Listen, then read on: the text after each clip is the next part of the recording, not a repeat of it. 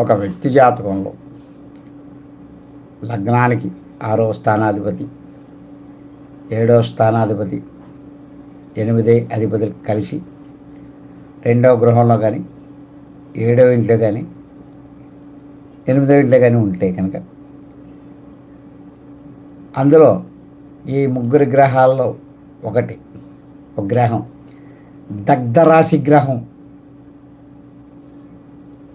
అలా ఉన్నట్లయితే, అలాగే వారి దశాభుక్తి వివాహ వయసు వచ్చినట్లు మనం భావించాలి.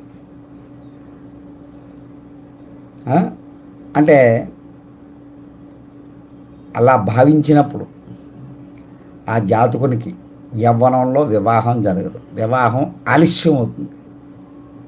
ఇంకా వివాహం జరిగినా కూడా దాంపత్య సుఖం అన్నది పూర్తిగా లభించదు.